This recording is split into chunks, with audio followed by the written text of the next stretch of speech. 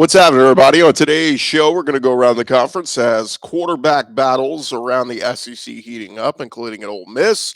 Georgia adds Stetson Bennett 2.0 at quarterback, and why Vols quarterback Hendon Hooker is getting even better. 24/7 Sports, they predict a breakout player for each school in the SEC. We'll run through some of those names and who could be set for big production in 2022.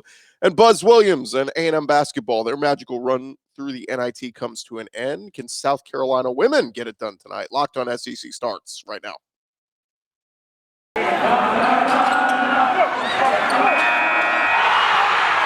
You are Locked On SEC, your daily podcast on the Southeastern Conference. Part of the Locked On Podcast Network, your team every day.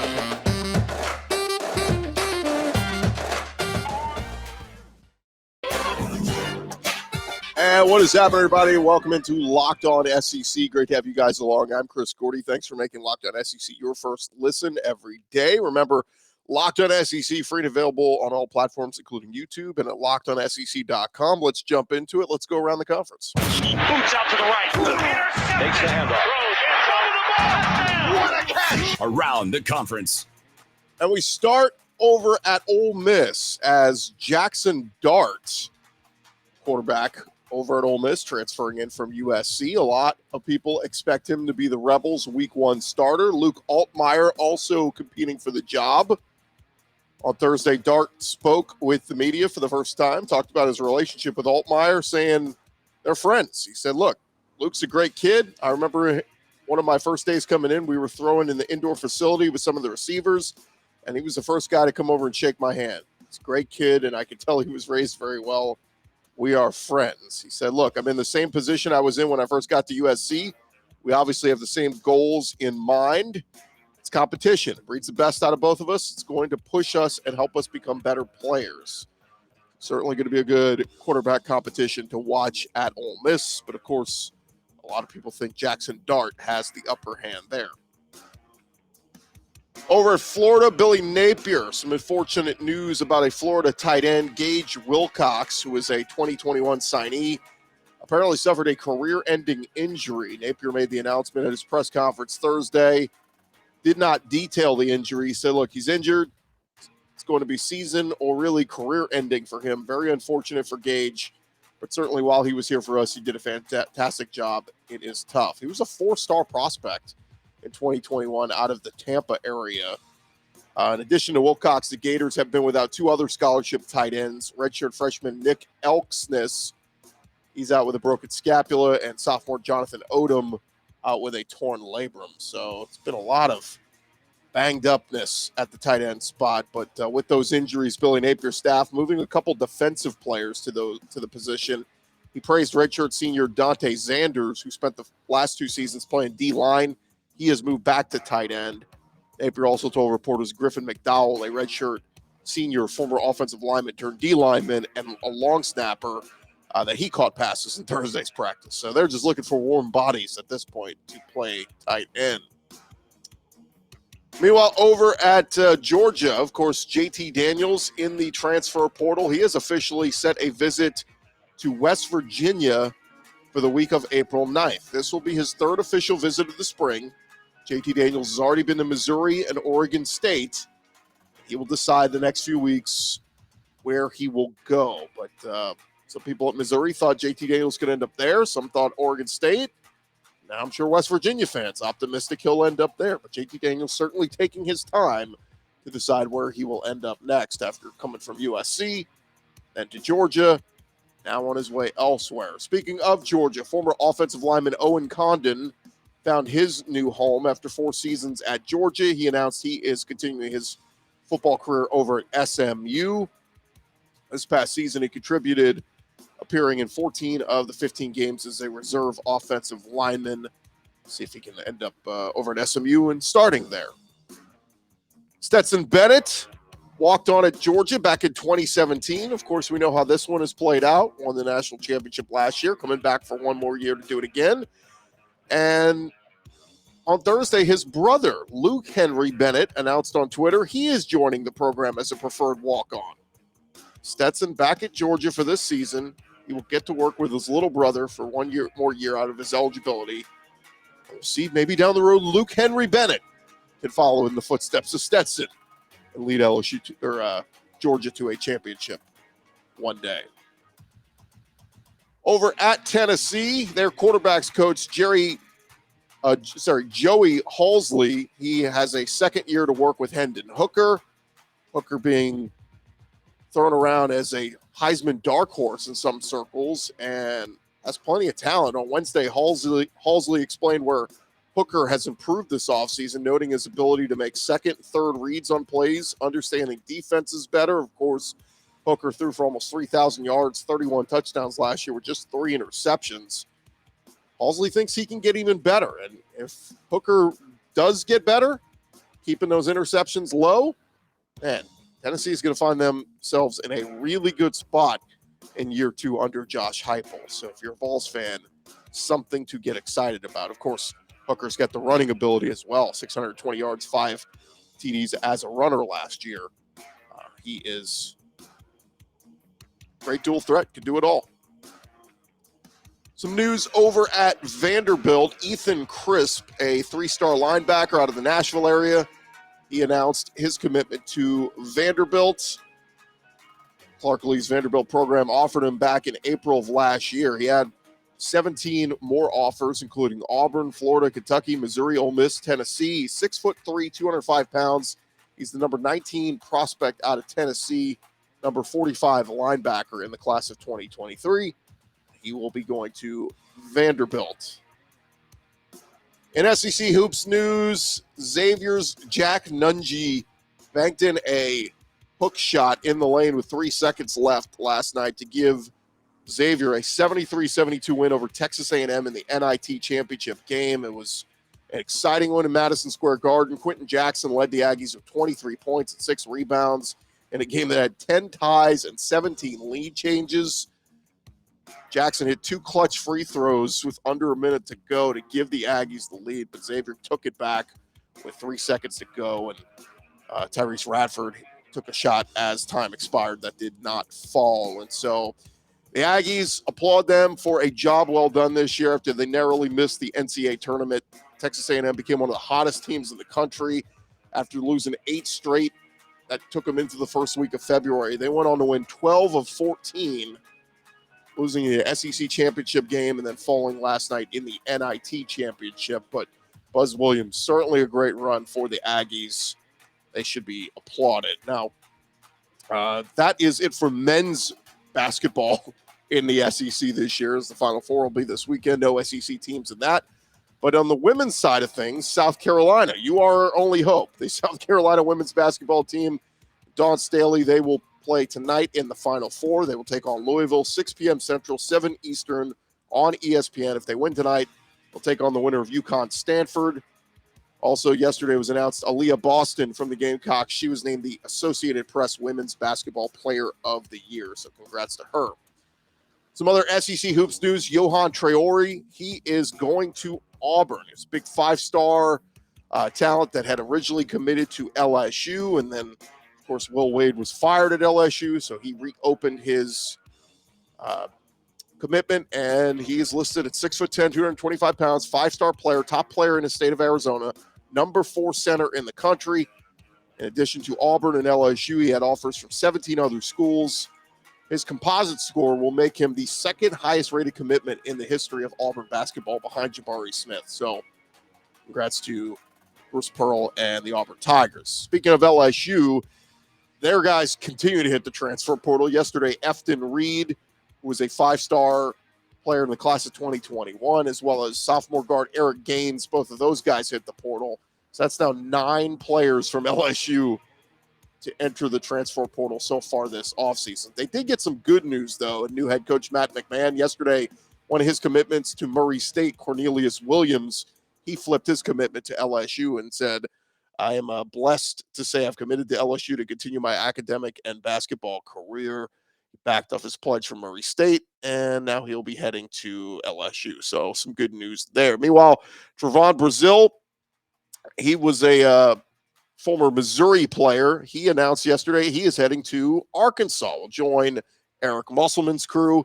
He He was one of a handful of players to enter the portal from Missouri, appeared in 25 games this past year, scored a season-high 15 points and 8 rebounds in their season finale in the SEC tournament against LSU. But Brazil was drawing interest from Kentucky, Illinois, Oklahoma, among others, and he is going to Arkansas. And there you have it. That is the latest news around the conference. Thank you guys again for making Locked On SEC your first listen every day. Coming up next, we're going to talk about 24/7's article predicting breakout players in the SEC next year. That is coming up right after we remind you guys about Built Bar. Of course, a lot of you have given up on your New Year's resolutions, and a lot of you not eating healthy. And there is a great alternative to some of the junk food that you're eating in the afternoons at work or at night, whatever. Built Bars, they're covered in 100% real chocolate. Yes, real chocolate, but they're low in calorie, high in protein.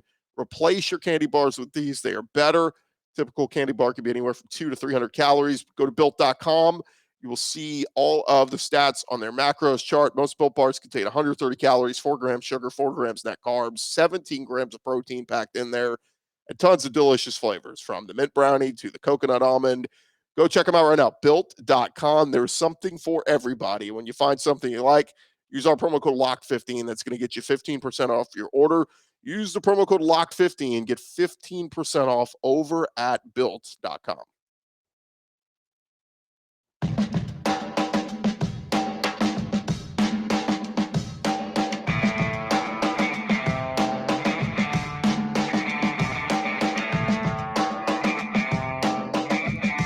Follow along here, Locked On SEC. Thank you guys again for making us your first listen every day. And read a lot of the offseason articles as they come out. ESPN's putting a lot of content. 24/7 Sports doing a good job as well. I want to give that tip to Brad Crawford.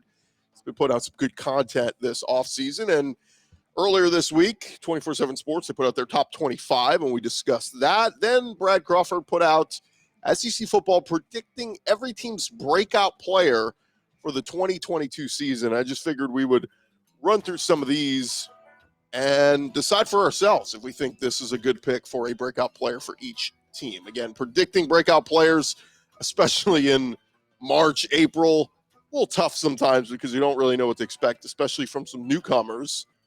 Well, let's dive into it and let you know what Brad had to say about some of his picks. We'll start at Vanderbilt. He lists Mike Wright, the quarterback. Now, look, there's no clear-cut starter yet for the Commodores. You got Mike Wright.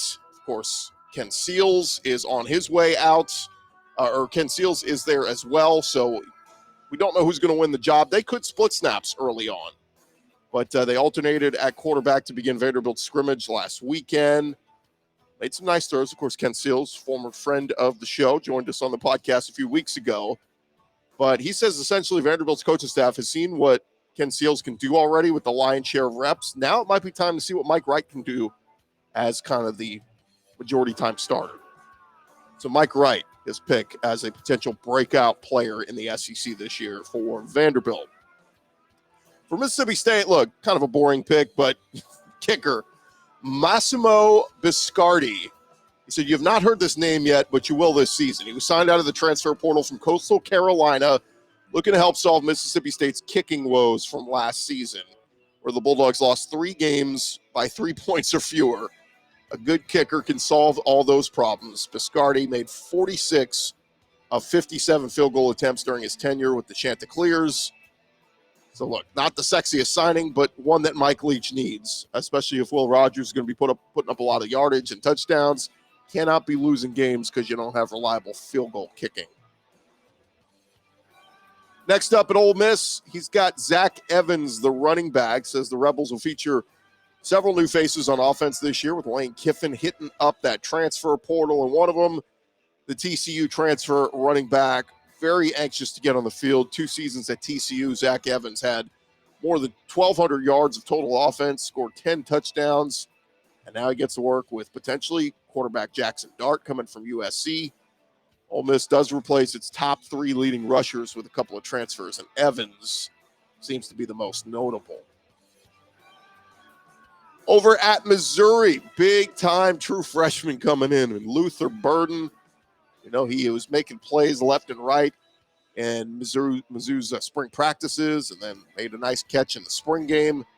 So picking up a true freshman as a breakout player brings some hesitancy, but not when you are a five-star who's already showing incredible prowess at the position among multi-year veterans. Burden will not solve Mizzou's issues on offense overnight, but his playmaking ability will be vital for the Tigers to improve overall this year with Eli Drinkwitz. Burden has been the big man on campus since day one as an early enrollee, and he will be one of the SEC's top first-year players this fall. So Luther Burden, circle that name when you're watching Mizzou this fall. Next up, over at South Carolina, another transfer running back coming in, Christian Beal-Smith. Crawford said there's a reason South Carolina's coaching staff is openly excited about the Gamecocks' running game this season. Despite losing their top rushers in Kevin Harris and Saquandre Wright, you got Marshawn Lloyd, Juju McDowell back, along with Christian Beal-Smith, who's a transfer from Wake Forest, who went over 600 yards in each of his last two seasons, was a major contributor in 2021 as a featured threat, and one of the more prolific offenses for Wake Forest last year. So Christian Beal-Smith, a name to keep an eye on. But look, if Saquandre Wright is doing his thing, he may not let anybody else, or rather Marshawn Lloyd, if he's doing his thing, he may not let anybody else take over that running back spot. So we will see. But another name to keep an eye on as a breakout player for the Gamecocks. Meanwhile, over at Auburn, hey, list Jalen Simpson. We know this name. Defensive back for Auburn. He said one of the most impressive athletes on the team. Simpson was a steady cover corner for the Tigers last year, while Roger McCreary got all of the praise. But Simpson will now have an opportunity to be the number one option at DB for Auburn this fall, and he's a physical player, unafraid of contact, with more confidence and snaps. Simpson is going to flourish. So again, not a surprise name, but a name that can certainly become one of the premier names in the SEC this year if he lives up to the hype. Next up, he's got the Kentucky Wildcats, Trevon Ripka, the D lineman, as a redshirt freshman last season. He was the replacement for defensive end Josh Paschal in Kentucky's Citrus Bowl win over Iowa, and he made an impact. 4 tackles, including a critical tackle for a loss late in the game. He's 6'4", 310 pounds, former 4-star signee.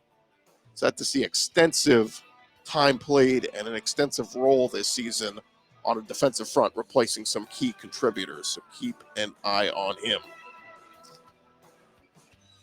Thanks again for making Locked On SEC your first listen every day. Coming up next, we'll run through the other 7 names that could be potential breakout players in the SEC in 2022. But of course, with the big games happening this weekend in college basketball, no better place to get all the information you need with the Final Four determining this year's national champion this weekend. It is BetOnline.net. They are your number one source for all your betting needs and sports info. For all the latest odds, contests, and player props, you name it, BetOnline remains the best spot for all of your latest sports developments, including podcasts and reviews for all the leagues this season. And of course, not just basketball, BetOnline is your continued number one source for all your sports wagering informational needs, including live betting, even your favorite Vegas casino games. They got it all up there for you. Head to their website today. Use your mobile device. Learn about all the trends and action that you need. It is betonline.net. Go ahead and bookmark it on your phone because it's definitely a site you need to be visiting every day. We got the Masters coming up. Tons of stuff that you're going to need information on. Head on over there. BetOnline is where the game starts.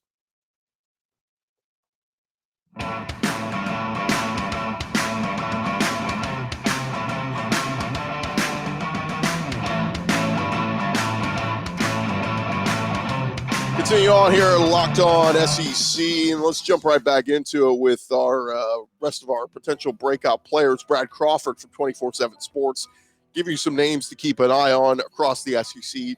Guys who could be poised for breakout years in 2022. And next up, he has got the Arkansas Razorbacks, and it is Tron Jackson Jr. Of course, Jaden Hazelwood, the Oklahoma transfer coming in. He's garnering a lot of the attention, but how about Jackson? Look, they're losing Treylon Burks. Jackson has an opportunity to emerge as a go-to threat for KJ Jefferson this year. He's the program's highest-rated signee. in the 2021 class. Struggled to see the field a lot as a first-year player. 5 catches, 97 yards, and a touchdown last season.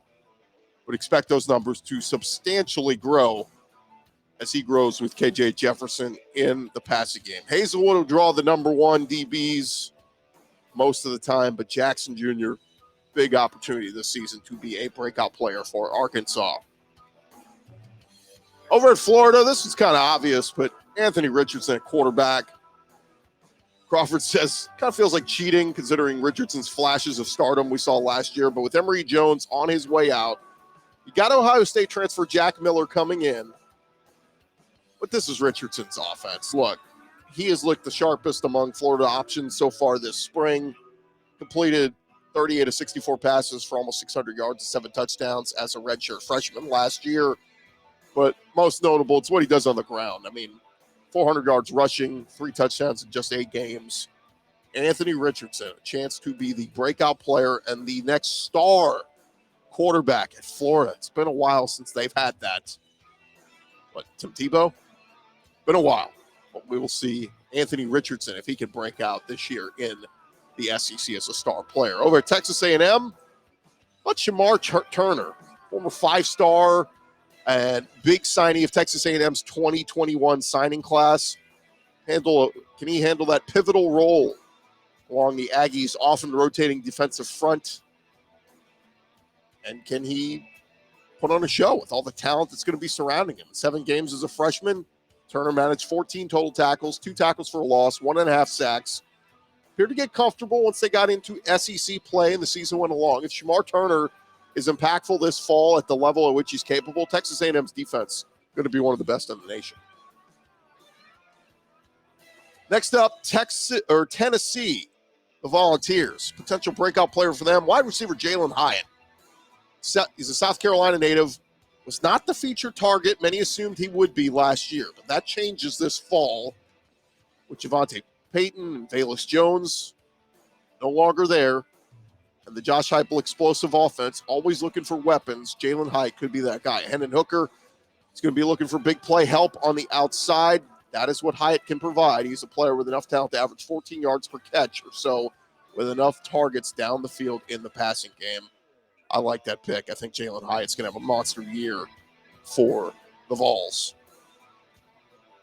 Another name, not a new name. We know this guy, but B.J. Ojulari at LSU. Early reports from spring practice say that Ojulari has looked the part up front. He led the team in sacks and quarterback pressures last fall as a sophomore. Is arguably the most athletic player left on the defense. A lot of guys heading off to the NFL. With Ali Gay coming back from injury, Ojulari should get a lot of one-on-one opportunities as an edge rusher. Could create some matchup nightmares, and he is a guy who, could frankly lead the SEC in sacks next year if he gets every opportunity and lives up to the hype. So B.J. Ojulari, a good player, but can he break out and be a star player next year in the SEC? Over at Georgia, their breakout player, Smell Munden, the linebacker. Georgia's personnel losses at linebacker, very significant. Well, you recruit as well as Kirby Smart, it is next man up. And you could pick just about any player on their defense that could be set up for a breakout year. But Munden has extreme upside. Looks the part, 6'3", 220 pounds. He's been out for spring practice with an injury, so a little bit of a learning curve, catching up a little bit. But others have a little bit of a leg up on the inside linebacker spot. Tresman Marshall, Jamin Dumas-Johnson, Ryan Davis. But Munden is a guy to keep an eye on who can certainly have a breakout year and be the next big name we're talking about on that Georgia defense. And lastly, over at Alabama, how about you, Corey Brooks? The sophomore, out for spring practice. Scored 15 catches for 192 yards, 2 touchdowns last year. His game-tying 28-yard touchdown grab in the Iron Bowl helped the Tide keep their season rolling onto the college football playoff. John Mechie predicted Brooks would be a well-known player in the SEC, and he's going to have a shot to earn that opportunity here.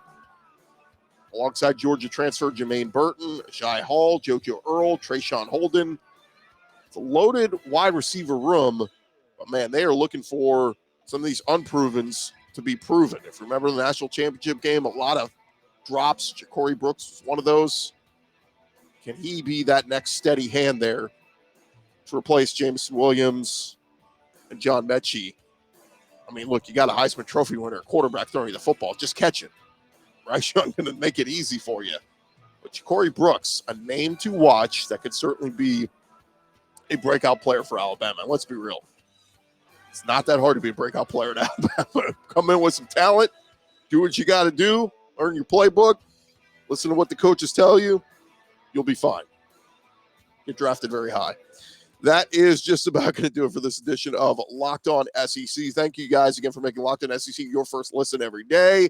Now go make your second listen. Check out the Locked On NFL Draft Podcast with Ryan Tracy and Eric Crocker, bringing the NFL Draft to life with insight and analysis on all the college football prospects and NFL front offices. Free and available wherever you get your podcasts. Again, my thanks to Brad Crawford, 24/7 Sports, giving him credit. Go read the whole article at 247sports.com on some of the potential breakout stars in the SEC for 2022. Great stuff from him. That is going to do it for me, Chris Gordy. We'll talk to you guys on Monday out here on Locked On SEC. You guys have a great weekend, everybody.